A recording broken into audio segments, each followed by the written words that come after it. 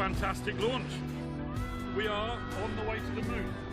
Congratulations, Stas.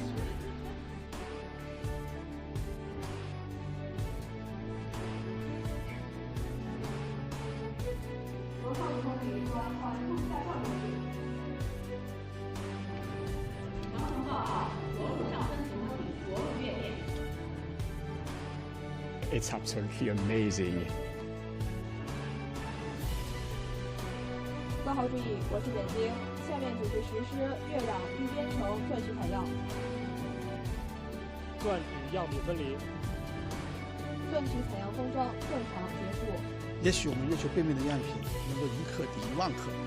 下面组织实施首次遥取采样。有些人说它像那个和平鸽。 遥取采样及密封正常，这个路啊已经走通了。国旗机构解锁正常。Well, people always think that this mission is all about science. True. It's all about technology. True. And it's about human experience. It's about people.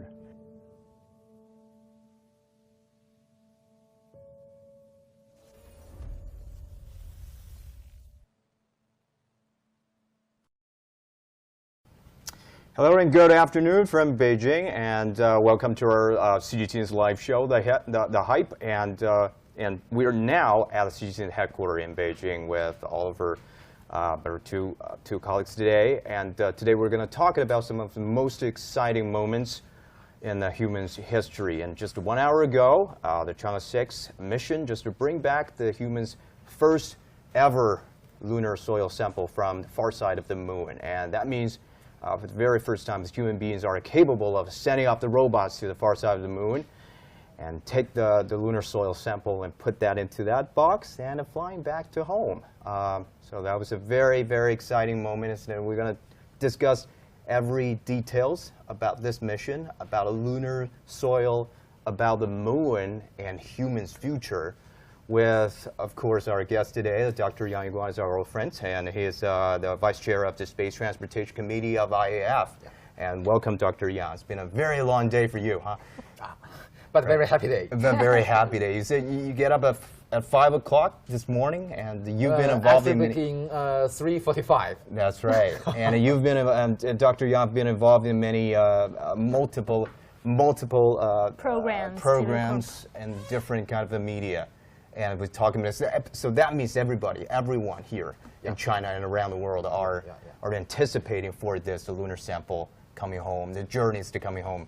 And also joining us is my colleague Guo Meiping is from CGTN's science reporting team. Hello, Meiping. Hello everyone, I'm Meiping, and today we're going to dig into some key questions of China's lunar programs. Exactly, and our discussion is oriented by all of your questions. Right. So we're going to answer some questions you may have about China's Chang'e-6 lunar mission and also China's lunar exploration program. So please share your questions with us. And before everything, we want to show you an AI-assisted animation about Chang'e-6's journey to the far side of the moon. And if you want to watch more, you can check out our CGTN website and app.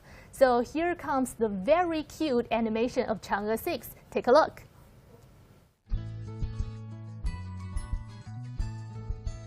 The speed is incredible. I can't afford to veer off course. I am Chang'e-6, the twin sister of Chang'e-5, and I left Earth last month riding the mighty Long March 5 rocket. My mission this year, to the far side of the moon and back. But Long March 5 only gave me a ride for a little bit. I'm on my own now. It's been days. Wait, is that the moon? Slow down, slow down. I'm going too fast.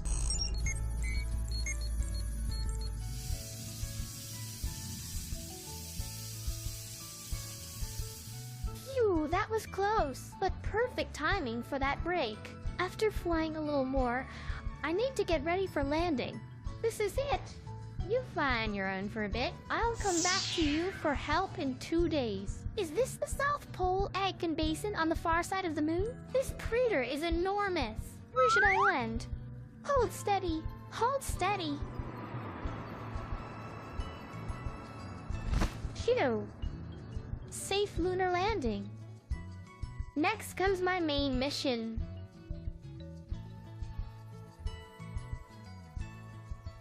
this animation, and Meiping's team have been working on this this animation for quite a long time. Quite a long time, and it's actually my voice. Yeah, they use my voice and mix that with AI and to generate a new kind of voice. Have you ever recognized Meiping's voice in that? That's a cute little Chang'e's probe is actually voiced by Meiping. I myself like really cute, like, right. Like, where is this place? Yeah, something like that. Do you use AI tools to help you to change your voice? No, that's my real voice. Just your real but voice. Mixed with AI tools. So this is the voice for the Chang'e-6 probe. It's a new kind of voice of me and part AI. Right. And is that the only one that we got? Is the only one episode? No, we actually will have more episodes. So yeah, after this session, for people who want to watch more of the animation, you can just check out cgtn.com.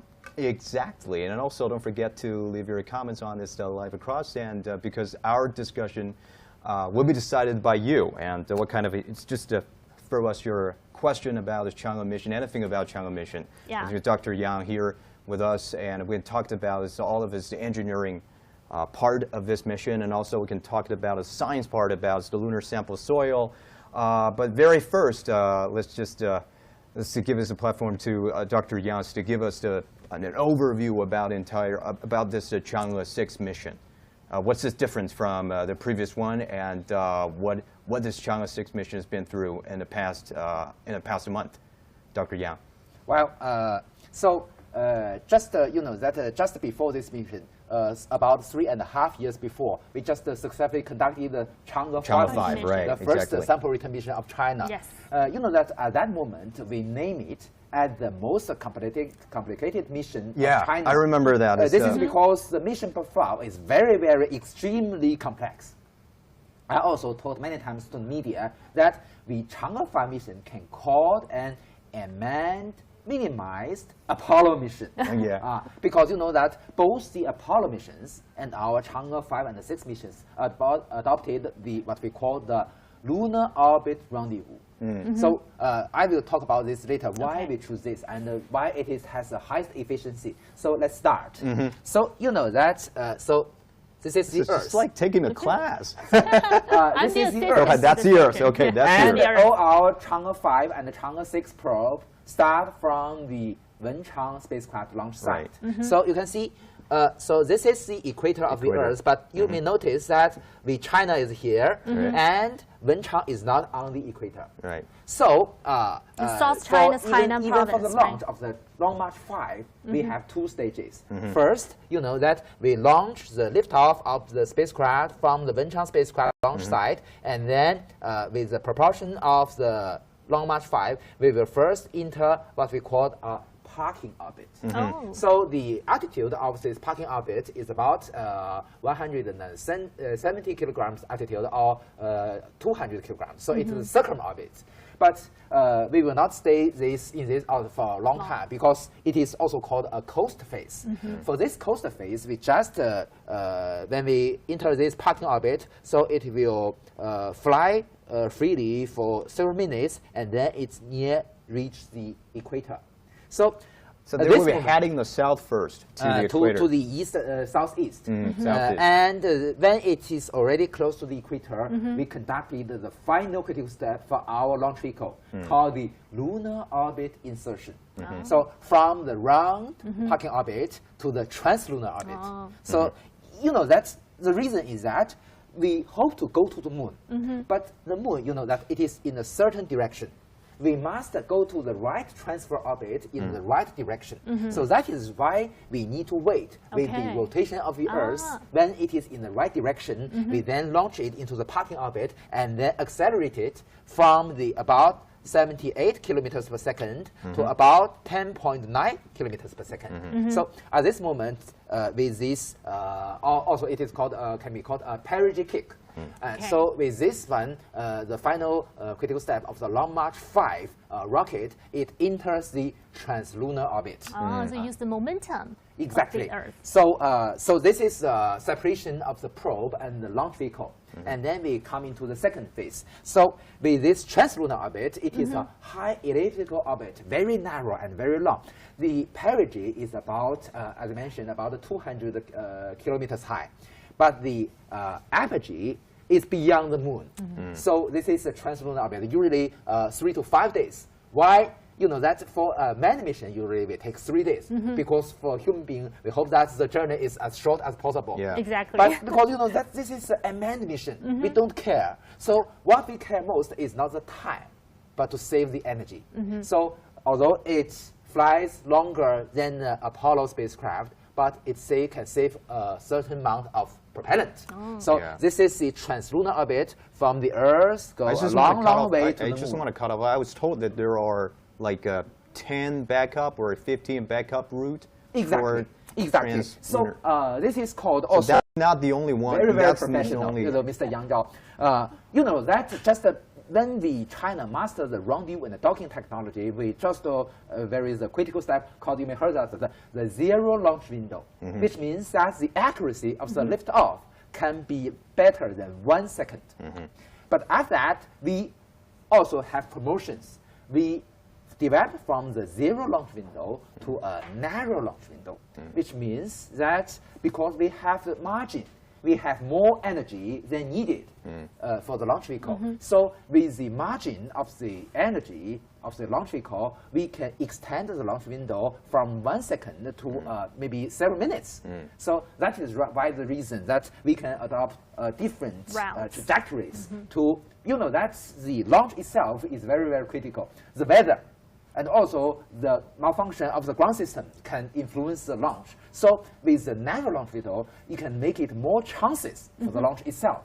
So that is the reason why we promote from the zero launch window to a narrow launch window. So, so after entering the translunar orbit, we also must conduct several critical steps, which is called the mid-course correction. You see that we took about 5 days from the Earth to the moon. And during this process, even we already been very, very accurate, but still, even a very slight error can cause a very, very great deviation after 5 days. So, because it is a long journey, so we have several steps, maybe here, maybe here, maybe here, and we have 1 to 3 mid-course corrections. So at this point, we will check if the velocity and the position is okay. If it exceeds beyond a margin, we will conduct a mid-course correction to use the small rocket engines to change the trajectory slightly, and make it to ensure that it is accurate inside. So after 5 days, when it reaches the moon, we will conduct another very critical step called the lunar orbit insertion. Lunar orbit insertion. So this is the moon, and at this point, we've already discussed it before, we choose quite different orbit comparing with the Chang'e-6 mission, called the retrograde orbit. So the direction is from the west to the east, comparing with for the Chang'e-6 probe from the west to the east. So it's in the opposite direction. Why do that? You know, the reason is that our Chang'e-6 probe originally is a backup of the Chang'e-5. So they have similar technical specifications. But you know that landing on the moon and the lift off the moon, we have many constraints. For instance, we have the antennas must facing to the right direction. And also the solar panels must face a certain direction, the right direction. Because you know that this time we not get samples from the near side, from the northern hemisphere of the moon, but on the far side of the moon, and also on the southern hemisphere. So it's in the opposite direction. So if we choose the normal orbit, which means that we must change the status of the antennas and the solar panels. So to save this kind of resources, you have to fly it another way. Yeah, exactly. Very wise. So this time we choose a different direction to fly. Although it's a little bit difficult and a little bit more complex than the Chang'e-5 mission, but it saves the resources to change the status of the hardware. So this time we can still use the similar hardware like the Chang'e-5. So that is why the reason we use the retrograde orbit. So at this point, we have you know, what we call the lunar orbit insertion. You know that although the moon is much smaller than the Earth, the mass is about 80. The Earth is 81 times bigger than the moon. But still, it is a very huge celestial body. So when the probe approaching the moon, it is accelerated by its gravity. So at the moon, when it is near, the speed is greater than 2.4 kilometers per second, which is greater than the escape orbit of the moon relative to the moon. So if we do not de-accelerate the probe, it will fly by the moon and go to other places. So we will never have the chance to meet with the moon again. So that is the reason why we must de-accelerate the probe and at this moment from a translunar orbit to the circumlunar orbit. So that is one, and the point is you only have one chance. So that is why it is so difficult and dangerous. And also many countries failed at this.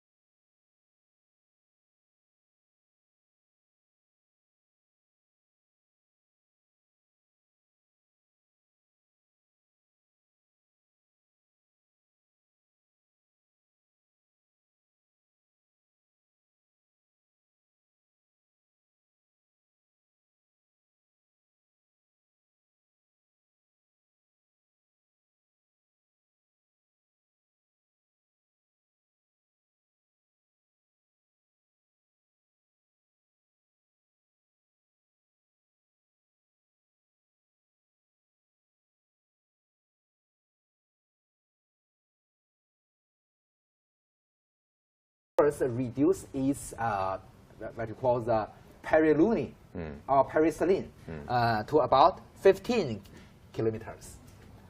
So it reduced the speed, and then it changed to an elliptical orbit. The lower part is about 15 kilometers. Then we start the landing process from this point, the 15 kilometers, and it takes about 15 minutes.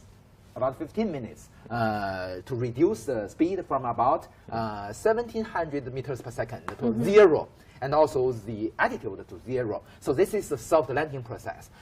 This is the fourth soft landing of China on the moon, but also the only second soft landing on far side of the moon of the whole world, also of China. So we landed on what they call the South Pole Aitken Basin. You know. So, Dr. Yang, I'm going to stop you right here because we have been receiving some questions from our audience about the South Pole Aitken Basin. Like, why is this part of the moon so important? Why do we choose to land? We call it SPA. What is the scientific value of this the scientists region? just call it SPA. That even in the whole solar system, the South Pole Aitken Basin is a very huge basin. Even comparing with, the moon is the 5th largest moon, comparing with the moon of other planets of the solar system. In a solar system. But still, that's the diameter of this South Pole Aitken Basin is more than 2,500 kilometers. That's the largest, largest impact crater. So that the South Pole point is included in this South Pole Aitken Basin. And it is formed about several billion years before by a small celestial body about with a diameter more than 100 kilometers. So it's the oldest. The giant, Isn't it the oldest? The giant impact. It's one of the oldest, and it's the largest impact crater within the entire solar system. Wow. Almost in the total, exactly. So, because you know that, not also like the Earth, the moon have a crust, have a mantle, and have a core for this kind of celestial bodies. You know that until today, we human beings cannot get the substances from the mantle of the Earth because it's too deep from the surface of the Earth. But you know, with the help of this 100 meter diameter celestial body several billion years before, it hit on the moon and maybe get the substance from the mantles to the surface of the moon. That's right. And also, you know, although the South Pole Aitken Basin is very, very huge, also our Chang'e-4 probe landed in this area. Called this area as well, right? Crater. It is several hundred kilometers away from the landing point of our Chang'e-6. So this time we choose a different place because from the aspect of scientific research, we can get more meaningful results from a different place. And you know that this time we choose the Apollo Basin. It is a smaller basin inside the South Pole Aitken Basin because you know that with the help of another small celestial body, it can go deeper into the South Pole Aitken Basin. And if we are lucky enough, maybe the scientists can get the samples from the mantle of the moon. Wow. You know, if this becomes true, this will be the first time of human being get the samples directly from the mantle of a celestial body. Right. You can see how magnificent you can see that picture just this one, on this right whiteboard. That was the crater. That was a very typical picture for it on the surface of the moon. There were still lots of the craters. Yes. Is it one taken So by the Chang'e-6 mission? this is a picture taken from the video captured by the landing camera of the Chang'e-6 lander. Probably it is here. Probably it is here. It's under the probe. Underneath. So you can see that on the far side of the moon, there are full of craters, impact craters and basins. The terrain is much more complex on the near side of the moon. So that is why it is so difficult. Yeah, you know, that's the most interesting part because for any kind of this lunar missions, there will be the engineers, the rocket scientists, and also for the planetary, the scientists who will be studying a planet. And they will fight each other because the rocket scientist wants to land on some very safe zones to keep to make the mission successful. I want to plan on this flat and plain, but all of the scientists they want to get in the deep to the crater. They want to get into the basin. That's right, and they will fight always. You are my enemy. Right. So exactly. This time, you know that for landing on the far side of the moon, the trajectory is quite different from landing on the near side. So for the Chang'e-3 and the Chang'e-5 probe, the trajectory can be very, very gentle. But from the Chang'e-4 and for the Chang'e-6, the trajectory must be almost go down directly to the surface. Perpendicular direction. So that will need more energy, more propellant. So that is why it is difficult. And so we landed successfully in this Apollo crater, Apollo basin. And within 2 days, we get the samples. And why it is more complex than the Chang'e-5 mission? You know that it is on the far side of the moon. We cannot see that. You know that in China, we have the Kashi ground station, we have the Jiamusi ground station, we have the Sanya ground station. And also, on the other side of the Earth, we have the Argentina ground station. With these stations, we can help the Chang'e-5 lander and monitor the whole sampling procedure. But this time, you know, it is on the far side of the moon. And all these ground stations can do nothing to help the probe. So the only I think we have another question about that. Something we're talking about is this, we're talking about Chang'e satellites. Exactly. Yeah, we actually have a question about Chang'e, like saying that how does China's launch of the Chang'e-2 satellite contribute to the maintenance of communication with the Chang'e-6? So let me. So it echoes what you are talking about. Tell you the answer of this question. So you know that we already have the Chang'e or the magnetic bridge data relay satellite for the Chang'e-4 mission. But you know it is far from the moon. So this is the Earth. This is the moon, and the Chang'e-1 is more than 50 1,000 kilometers from the surface of the far side of the moon. So it's far from the moon, so the data rate of the communication is limited. So this time, we choose another way. So this time, the Magpie Bridge 2, or the Chang'e-6 data relay satellite, was launched into a different orbit. Can you show us where it is the Chang'e-6? It is lunar orbit called frozen orbit, which means that like this way. So this is an orbit. So this is orbit. It is an elliptical orbit, and also the inclination is about 54.8 degree. The inclination of this orbit, and the advantage of this orbit is that the highest point of the apollumi does not change, because you know that this can save a lot of energy.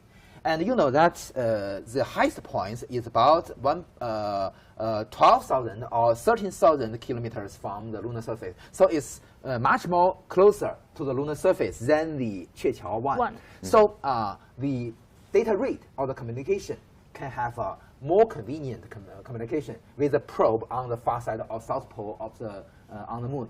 So this is an advantage, but it also has one problem. You see that for the Chang'e-1, it can see the probe all the time. Yes. But this time, you know that it is a lunar orbit. Because it is elliptical, so it is the period of this orbit is 24 hours. But in most of the time, it is just above the landing area of the Chang'e-6. It can provide communication for 21 hours. So it's not stationary. It's not a stationary orbit. It's not a stationary orbit. It's always changing its direction. But for another 3 hours, we cannot have. We lost the contact. So we lost the signal for 3 hours. Yeah, we lost the signal for another day. Just blind. Yeah. So that is the reason this time the sampling procedure of our Chang'e-6 is much more autonomous comparing with the Chang'e-5. You have to rely on its own. Exactly. So we designed, although the hardware is similar, but the software is greatly improved. You know that this time we designed 17 standard procedures, completely autonomous. So even without the help of the ground staff, we can get the samples. But of course, where to get the samples is the decision of the ground staff. Because you know we have the spectrum analyzer, which can get the image of the moon. We can in the vicinity of the lander, and we can get where to get the samples is the most valuable. So this is the direction of the ground staff. But the whole procedure to get the samples, we can go that very automatically. Okay, so this actually gets to another question just came in from the audience saying that why sampling? No. Before that, I want Dr. Yang to hear this comments and say, hey, hi NASA, are you also taking online classes with me to learn how to land on the moon? That's interesting. As we mentioned, this is our fourth landing, soft landing on the lunar surface, and also the second one of the world and of China to have the soft landing on the far side of the moon. Right, that was the first time for a human to do something like that, on landing on the far side of the moon. Yeah. So, not to mention they have to take off and come back to Earth. Earth. So after get the sample, you know that the design period is 2 days, but we do accomplish that much faster than that. So after get the samples, we probably sealed the samples in a container and then prepare to lift off. Okay. So because you know that I am a technician, for me, the most nervous part or the most dangerous part for me is the lift off from the lunar surface. Why is that dangerous? You can see that we just not only lift off from the lunar surface. We have to lift off and to rendezvous and dock with another spacecraft. The orbital returner combination. Exactly. So you know that the basic requirement for this kind of operation is that the chasing spacecraft must entering the same orbital plane of the target, of its target. So this is essential requirement, very, very important. If you know that the orbital speed is extremely high, if even a slight error happened, you do not have the chance to meet with your target. So that is why it is difficult. But this time, it is more tough on comparing with the Chang'e-5 mission. You know that for the Chang'e mission, because it is on the near side of the moon, we can see that our Ka-10, Jiamusi, Sanya, and our Argentina station, we can see the lander of the Chang'e-5. procedure. Also, you know that we we have very good astronomical observatories in China. Yeah. We have one in Beijing, Shanghai, Urumqi, and also in Kunming. So these 4 observatories in China form a shape, and this can conduct what we call the VLBI, or the very long baseline interferometry. With this measure, we can have a very, very precise measurement of the orbit and also the coordinate of the landing site. So this is the advantage of the system we adopted. But think about it. When it is on the far side of the moon, it doesn't work. Yeah, it's out of sight. It's out of sight. It's out of the all ground stations and all observatories on the ground. So for the just far one side question is, the Magpie Bridge 2 can help us to observe something? Quite right. So the only measurement for Earth is the Magpie Bridge 2. But in our professional field, usually that to determine or measure an orbit or coordinate with one single station is more worse than when you use multiple stations. Right. So of course, we have so many stations in China and abroad. So the orbit determination and also the coordinate of the landing site is much more precise than the Chang'e-6 probe. So on one hand, we have a very high, extremely high requirement to the accuracy of the ascending the orbit, the trajectory. On the other hand, we only have a very, very limited support. So that is the reason why it is so risky, why it is so dangerous. So now you can understand as a technician why you were like so nervous when you lifted off, right? So also, it is challenging. But after this, what time was that? About the 3rd of June or the 4th of June. Like 2 or maybe weeks ago? the 2nd of June. I think it's 2 weeks ago. The docking actually happened on June 6th, yeah. as I remember. So it's about 2 days before 2 weeks ago. the liftoff. So for this mission, although the hardware of the Long March 6 is quite similar to that of the Chang'e 5, but this time we have a great improvement in all aspects, including the software, the whole system of the Chang'e Magpie Bridge 2 relay satellite, and also the rendezvous and docking. And then after the liftoff, the ascender will take with our valuable samples, will entering the orbit, circumlunar orbit, about 200 kilometers high, and then it will wait there. So this moment, it becomes the target, and our combination, as you mentioned, the returner and orbiter combination will become the chaser. So it will chasing the ascender, one circle by one circle, and closer. Finally, they will use all kinds of, for instance, the microwave radar, the LiDAR, and also optical sensors to measure the relative distance, the relative velocity, the direction, and also the other parameters. So come closer, and finally they can dock together.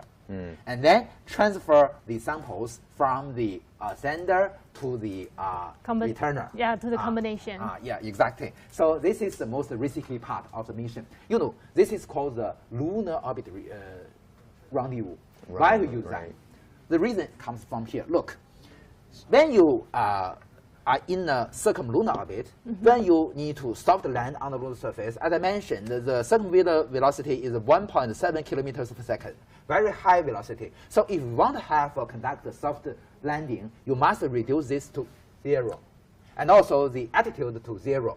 So this procedure will exhaust a lot of propellants, usually more than half of the total mass of the spacecraft. So this is exhaust a great amount of energy or propellant. And if you want to lift off from the lunar surface, also almost the same situation. So you can see landing on the moon and also lift off to the circumlunar orbit, you need so much energy. So if you take the returner to this procedure, it will waste a lot of energy. So that is the reason the returner is waiting in the circumlunar orbit, so it can save all the energies needed for that. And also the ascender do not need to have the thermal protection for the returner.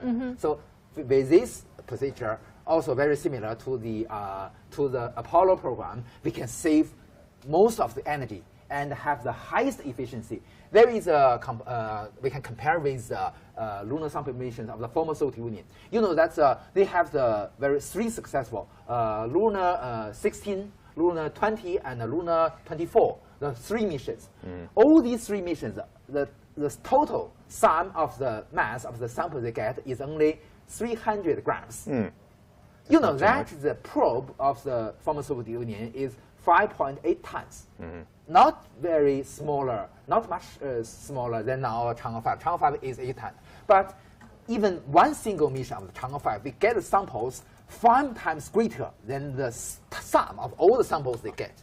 So you can see how high the efficiency is with adopting this very complex lunar orbit rendezvous. So that's the reason. So we have been like improving from generation to generation. Exactly. So, and also with this technology mastered, it will be also very helpful for the potential manned missions to the moon. That's right. And because we have this, just this comments coming in, it was from the Haruto Suna or Sana. I'm sorry to, it's very hard to pronounce this name, but it says, is this the mission meant to simulate the future manned mission? Quite right. Because we China already mastered the lunar orbit rendezvous. Right. And also, I should emphasize, we are the first countries in the world that conduct unmanned automatic docking on the circumlunar orbit.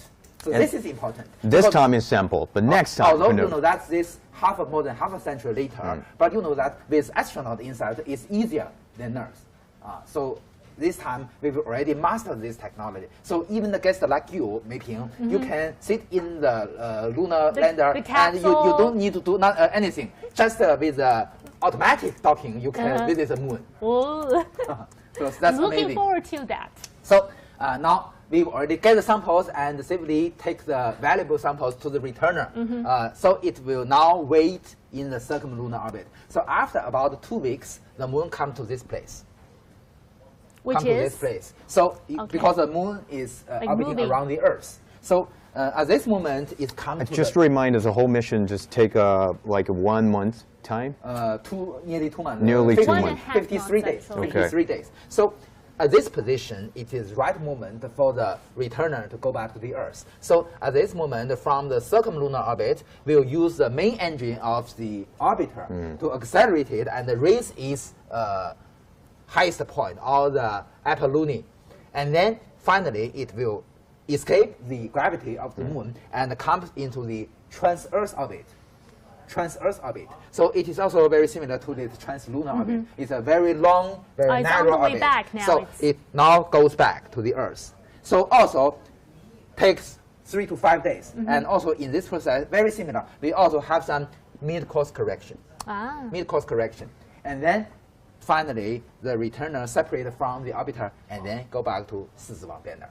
So that's a wow, that's a successful mission. Yeah. So you can see how complex it is. The whole mission profile, 4 spacecrafts, so several separations, several dockings. So why it is also with coordination with the Magpie Bridge. So there's a question for you, actually, Dr. Yang. So what is the highlight for you during the whole process of the Chang'e-6 lunar mission? What do you think is the biggest highlight?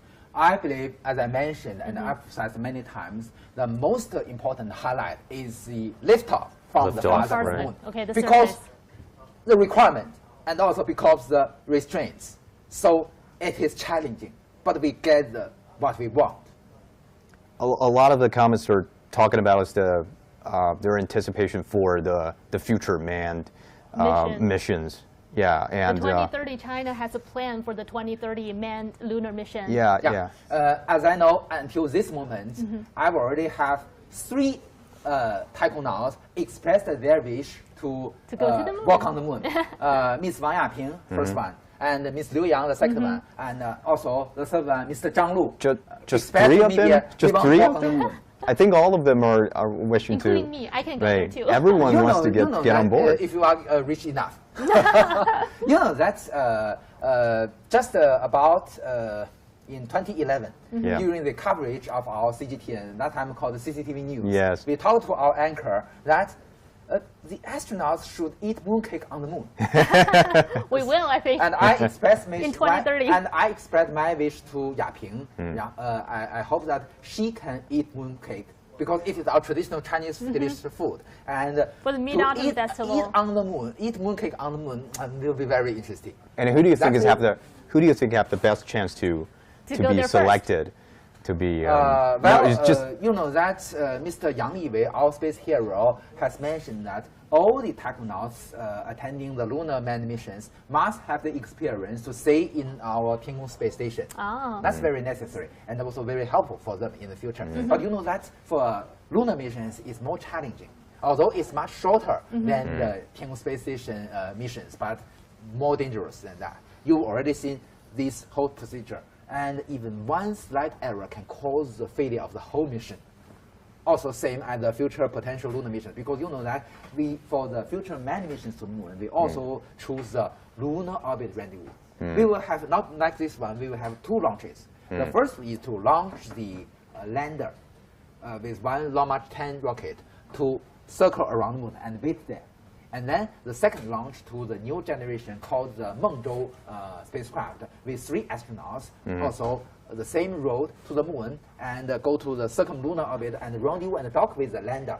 And then 2 astronauts will transfer from the spaceship, from the Mengzhou to the Lanyue lander. And then land on the moon. Take samples, eat mooncake, and then go back. And then transfer the samples and also themselves to the spaceship, and then go back. So you can see the whole procedure is quite similar, but with only 2 launches. Okay. Well, just as Dr. Yang just mentioned, so this is the question for you, Artemis and ILRS tracker, who wish to know when might we expect to see test emission for Mengzhou and Lanyue respectively. Well, you have any news? According to the formal announcement of China Manned Space Agency, our technonauts will walk on the moon before 2030. But you know that although it is not formally announced, you know that from the view of an engineer, you know that before that we must have manned missions first to test the safety and the feasibility of our spacecraft, our design, and the whole system. Yeah, stay tuned with CGTN if you wish to know any of the further steps, like the test mission. We will cover that when it was officially announced about Mengzhou and Lanyue, respectively. Well, that was apparently that was the Artemis and ILS tracker. Is I think is the Western user of the CGTN, who has been very clearly about this, the roadmap of China's futures mission. You know, the Mengzhou and Lanyue and the spells. Correct? Well, that's and we amazing. also have a question about, we know that China has planned to build a moon base. Yeah, you know, which is called, what you mentioned, is called the International Lunar Research Station. But of course, first this will be a robotic or a manned station in the South Pole regions. Why to choose the South Pole? There are 2 reasons. You see that for the spacecraft on the lunar surface, it is extremely crucial condition. With the temperature, the highest temperature can reach to about 150 degrees Celsius. The difference is like really big. And during the long and tough lunar night, the temperature can be below minus 180 degrees Celsius. So it's the very temperature different is about like 300. 300 the degrees. difference is more than 300 degrees 300 Celsius. degrees. But you know that in the South Pole regions, it is amazing. There are some almost nearly permanent sunshine areas. So in these areas, it's easy for your thermal control and easier for you to get energy, to get electricity. More important thing is that near these kind of permanent sunshine areas, there are also some permanent shadow areas. And probably in these shadow areas, there are water in the ice form. So you can get these resources. So that is why the lunar surface, all the space-capable nations choose the South Pole as their location of their base on the lunar surface. Our director just created a new tag called 余光老师航天课. The space lesson with Dr. Yang Yuguang. So you two want to take some breaks? You've been talking a lot. It's the 4:45. Have some water. Yeah, okay, sip some water. Thank you. So we can hope that we can get water from right. And I just want to take this this moment when Dr. Yang is taking some break, and I want to show you these things. What is this? Which camera should I? Should I be this one? Okay. This is the lunar. It's a picture. It's the microscopic picture of the lunar soil sample. I was given by one of my friend who is the scientist, who are very, very fortunately to get the sample, to apply to the sample, because well, lots of people have been asking online about what do we do for when we get this the lunar samples. Well, the truth is that after we get this samples, no matter in the Chang'e-5 mission or this time for Chang'e-6 mission, they will go back. All the scientists are from all around the world. If you have any ideas on the study and research about the lunar sample, if you want to learn more about the moon, you can file the report to Chinese government to apply for the lunar sample. So this is one of my friends who's been looking for the CAS, the Chinese Academy of Sciences, who has been very, very lucky to apply for some of the samples, and they take this picture, microscopic picture. Just like that. It's very, very beautiful. It's actually different than what I thought before. Right, and here are some and some of this introduction about this about the sample. It seems to be, well, this is all written in Chinese, but it seems to be this is the glass. This is the glass. I thought there's a QR code over there. Right, and that's something very interesting I want to show you because I think that's the significance of the lunar sample and on whole Chang'e-5 or Chang'e-6, and no matter it's the Chang'e series mission, is we're not only develop the rocket science or our planetary science, but it's actually encourage all societies to get involved. This is the sample, and some people are getting this sample, and they have created this very QR code. I'll hold this for you. Yeah, I can just scan that. And to show you what can we do with it, with this picture, all right, it's actually a AR interaction. It's like a video games that you can scan, use your phone. Just here you go. Okay, again. I don't know if we can see that. We can use this to scan this picture, and now here you are. You have the samples on your cell phone screen, and you can zoom in and zoom out. It's the same, right? It's the same as the picture. You can spin a 360 degrees. You can see every detail, check every nook and cranny of this lunar sample right here. Just pretend that you can hold this on your hand. So you can take a picture with the lunar sample, kids like that. Kids like that. All of the kids and the students in the class. So this is not just for science. This is not just for the engineer, but it's also about how to inspire our kids, our children to get involved in this. So they want to learn more about this lunar, and you can use this kind of application. There's a lot of the application. There's a lot of the expos that you can find in China. I think it's also implying that the lunar exploration is not just about the scientists, as you said. Right. It actually can impact our daily lives in the future because of the study, like the research of the samples. Right. That was, and also what's amazing is you can take a picture with the lunar sample if you wish. Like that, like hold it like this. Check this. Check this. I think Meiping can hold this. Okay. And hold this. At the red place. At the red place. Then. There you go. Here you go. Haha. Okay. Remember to send that to me after the session. Right, we got this picture.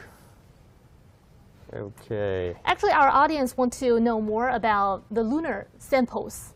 Like, there's a question saying, like, what do scientists hope to learn about the moon from the samples? Like, what can we actually learn from the samples we get from the far side of the moon around the South Pole Aitken Basin?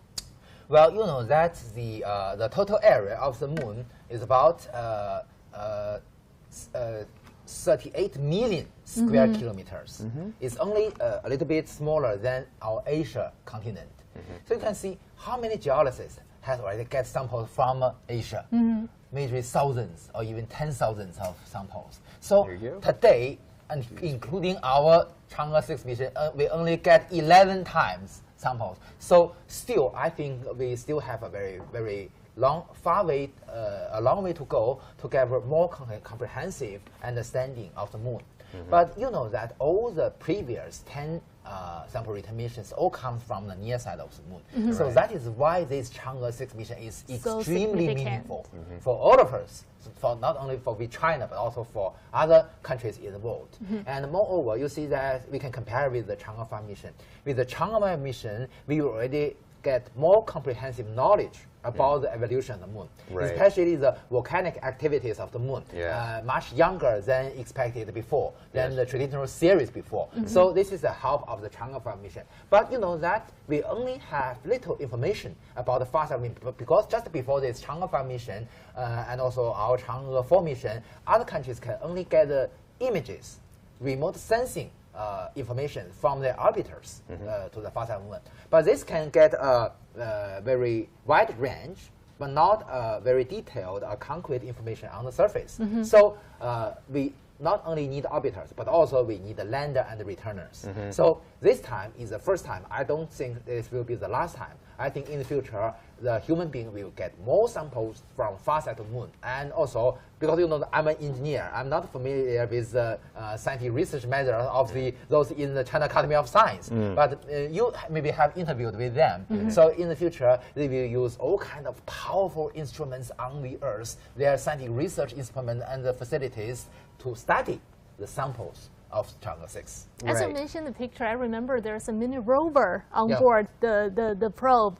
And I remember reading a question like, what does the mini rover do besides taking a selfie? Exactly. So you know that this minimized rover is just being used, why it can come true, because we also have designed margin of the Chang'e-6. So the capability of the Long March 5 is greater than we needed. So we can have a design margin, we can have more payloads on the lander. So this time, this small rover is, or a robot is utilized as a piggyback payload. So it can separate from the lander and go to a distance and then take pictures of the lander.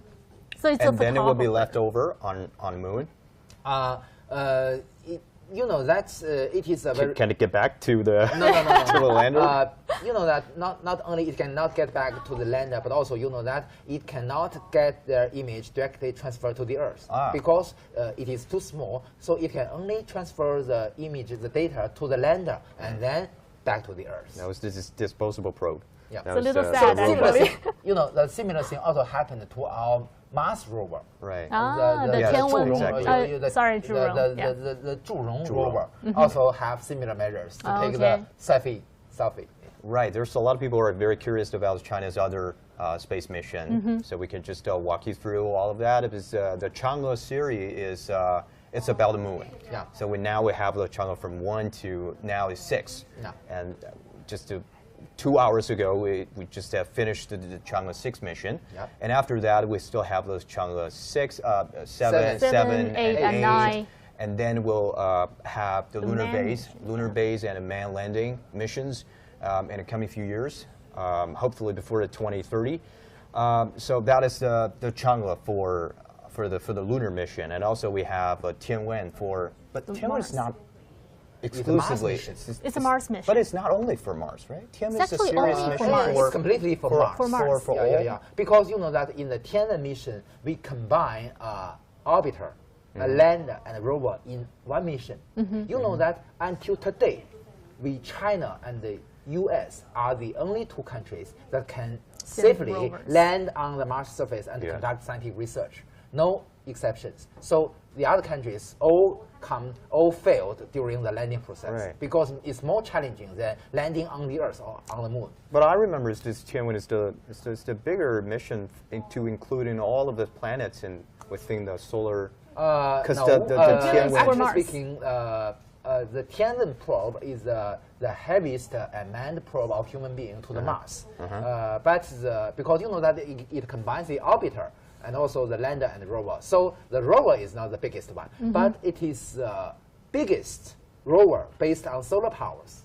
Because you know that the Curiosity and Perseverance are bigger than our Zhurong rover, but they are nuclear powered, not solar powered. So the Zhurong rover is the biggest solar powered rover on the Martian surface. And I remember hearing that the Zhurong 2 is actually on its way. In the next couple of years? You know that.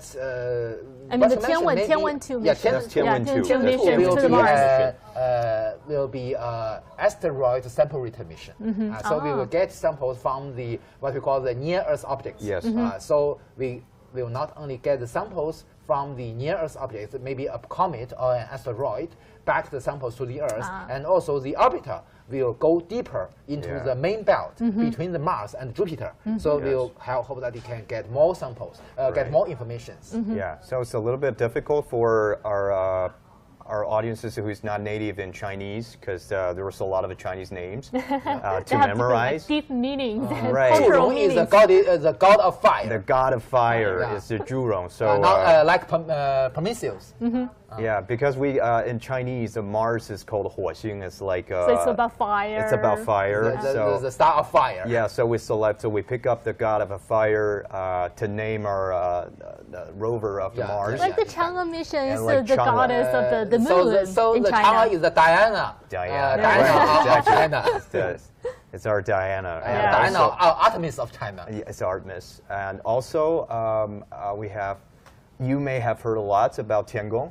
Tiangong is China's space station. Yeah. It's the Olympus of China. Yeah, so Tiangong is also, I think free is enough for you to memorize. Romantic to put some cultural meaning behind the scientific objects. Right. Actually, we just talked about lunar samples. After this mission is completed, the next job is for the scientists to do their research on a lunar sample that have been brought back by Chang'e-6. Actually, I just talked to some of the scientists in China about their anticipation about this new samples. They're really excited about that, and I was told that the Chang'e-6 and Chang'e-5 are some sort of a relay research, because the Chang'e-5, as Dr. Yang just mentioned, are extracted the samples from the front side of the moon. And this time we get the sample from the back side of the moon.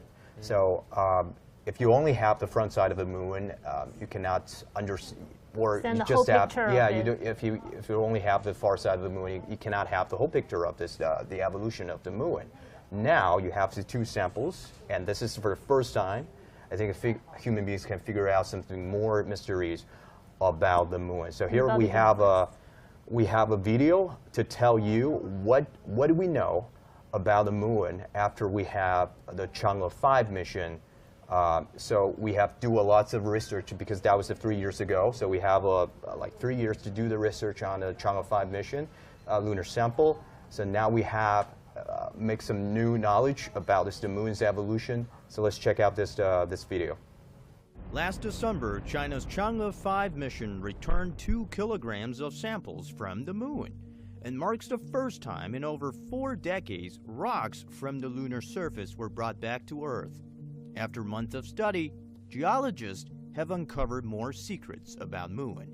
And then the 3 papers from my institute, IGG-CAS. First paper dated the first age, establishing this 2 billion year old age. And our results we're quite proud of is very precise. Even though we're talking 2 billion years ago, the uncertainty on our age is only 4 million years. Very, very small. Prior to China's latest mission, the youngest lunar sample scientists have ever laid hands on were the ones from NASA's Apollo missions in the 1970s, which were dated just shy of 3 billion years old. The obvious biggest difference between the new samples from Chang'e and Apollo is their age. So this makes, this extends the lifetime, if you will, of volcanic activity on the moon almost 1 billion years. The Chinese samples were collected from a basalt area on the moon known as Oceanus Procellarum, a region untouched by any human expedition. Previous studies suggest the region was formed in lunar volcanic eruptions billions of years ago. That means the basalt sample initially emerged from the moon's interior in the form of magma way back in ancient times. You know, volcanism is really kind of the meter stick for knowing if a planet is alive. But when we take the pulse of the moon, we're really looking for the last large volcano. That said, the Chang'e-5 lunar samples have extended the lifespan of the moon as we know it for almost 1 billion years. But the revelation also raises more questions. Compared to Earth, the moon is much smaller and lighter. It has no atmosphere and an almost non-existent magnetic field. There is just no way that it could have preserved its heat for so long, or should have cooled down a lot sooner. But plenty of evidence now suggests otherwise. Why? Scientists thought the radioactive elements detected inside Moon's regolith might be the answer. They had been providing Moon with lots of heat, allowing the mantle to melt much easier. These radioactive substances are collectively known as creep. One of the reasons we picked this spot was because it was in the creep terrain. So what is creep? The K stands for potassium. REE are rare earth elements. And the last thing is phosphorus. But the most important is the K, because K is one of those radioactive elements. And from the orbital observations, we know that there's a lot of heat-producing elements at the surface of the Moon. But then the question comes, do you have the same amount of heat-producing elements in the mantle? Because that's where you need to melt the mantle to create the volcanism. So what they found is, even though the rocks at the surface are very rich in this heat-producing elements, when it comes down to the mantle source, they're very, very low. A classic explanation of the Moon's prolonged volcanism is thus proven wrong. And then another theory surfaced. Water, the source of all lives. Scientists say a lot of it might be held in the Moon's mantle from ancient times. If you add water to a rock, it will typically melt at a much lower temperature than if it didn't have water in it. There are some measurements from the Apollo era where the mantle of the Moon had as much water as Earth's mantle. But there were also other measurements where it was much, much drier. And that's where Chang'e-6 came in, and being the youngest one, which one is it going to be? Is it going to be the wet type or the dry type? If it's the wet type, then yeah, water could be part of that explanation.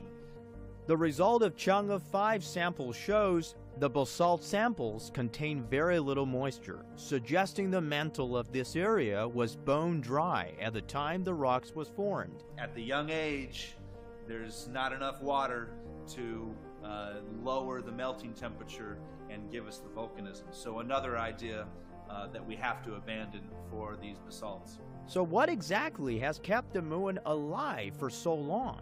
That has yet to be figured out by scientists.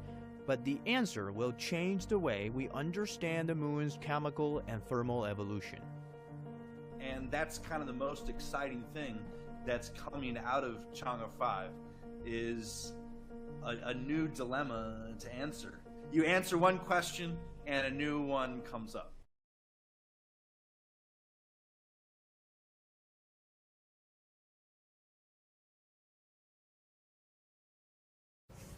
Well, can't believe it's been 1 hour. This is really fast. We've been talking a lot about his engineering challenges of the Chang'e-6 missions, and we've been talking about the lunar samples and what potential outcomes might be from the far side, the far side Moon, the lunar samples, and also what I think another thing we have to mention about is the significance of this mission is the international cooperation, especially for the Chang'e-6. And this time we have, it's not only for the China's the payload, but also we saw the multiple payloads that from other countries and other organizations. Well, so far as we know, we have the payload from the France, from the Italy, from Pakistan, and also USA. Yeah, exactly. Right. So you know that this time, especially the lander, our Chang'e-6 lander takes 3 of the payload you mentioned. For instance, the France provide us the Riton detector. You know, Riton is a rare gas. It's the most heavy rare gas, and also it has radioactivity. So measuring the written the components will be helpful for us to get some very important evidence of the gases distribution and other parameters on the lunar surface, the environment. And also we have the negative ion detector from the European Space Agency. So this is also very important for us to get more comprehensive knowledge of the moon. You know that Italy provides us laser retro ranging reflector. It is very interesting. You know that my friend Buzz Aldrin, the first crew member to land and walk on the moon, he just placed the LRRR, or called laser ranging retro reflector, on the lunar surface, on the in the Sea of Tranquility. So even today, including our astronomers from the Shanghai, from the Yunnan Astronomer Observatory, they utilize this LRRR to measure the precise distance between the Earth and the Moon. Right. So, but this time it's on the far side. So this time it's on the far side. Today we don't have the laser, but sooner or later, this will be the first benchmark of human being set on the lunar surface. That will be a very, very you know that we already have the retro reflector from the Apollo 11 mission, from the Apollo 14 mission, and maybe Apollo 17 mission, and also from the Lunar Code 1 and 2 from the Soviet Union. We've already have 5 on the near side. Now this time is the first on the far side, but made by Italy and brought by Earth to the lunar surface. And moreover, you see that the orbiter take a CubeSat made by China's universities and Pakistan to the circumlunar orbit. So also very meaningful. I can still remember that more than 30 years before, in 1990, during the maiden flight of our Long March 2E, it is testified, so do not have a real payload, but we do have a piggyback payload. It is the first satellite of Pakistan. In 1990, we launched the first satellite of Pakistan into orbit, and this time we launched the first lunar orbiter of Pakistan. So very, very meaningful. What are foreign scientists' expectations from China's Chang'e-6 lunar program or our lunar exploration program? Well, you know that, as Yang Zhao has already mentioned, in the future we will establish our International Lunar Research Station. So very interesting that the Chang'e-4 mission also we classify that into the fourth phase of our lunar exploration project. And also this time we have the Chang'e-6 mission. In the future, you know that the Chang'e-6 landed in the latitude about 40 degrees to the south. But in the future, the Chang'e-7 and the Chang'e-8 will land in the polar regions, in the South Pole regions of the Moon. And they will choose that point as the future location of our lunar research station. Also, very interesting, not only Russia, but you know that last time during the IEC in Baku, in Azerbaijan, my friends, Mr. Asadov, Mr. Samatin Asadov, the president of the Cosmos, or the space agency of Azerbaijan, also choose to join our International Lunar Research Station. So already we have Thailand, we have Azerbaijan, and some other countries already joined our program. So in the future, I believe that we can have more friends from all over the world, not only those space capable nations, but also space emerging countries like Azerbaijan to our lunar research stations. So I hope that in the future we can have more communications and bring more cooperation chances with our friends. Exactly, as some of the Western media prefer to use the words like the space race. That's not how China see this mission. We call this mission a chance for everybody to work together. This space is for everyone, each and every one of us. So we invited more people to get on board to explore the space, to find out a mystery, and also and for the future of the whole human beings. That's right. And thank you so much for watching. I'm gonna to wrap up today for our live show. This is The Hype. Thank you so much. And with once again for Dr. Yang Yuguang and my colleagues Meiping. Goodbye. Thank you so much, and see you next time.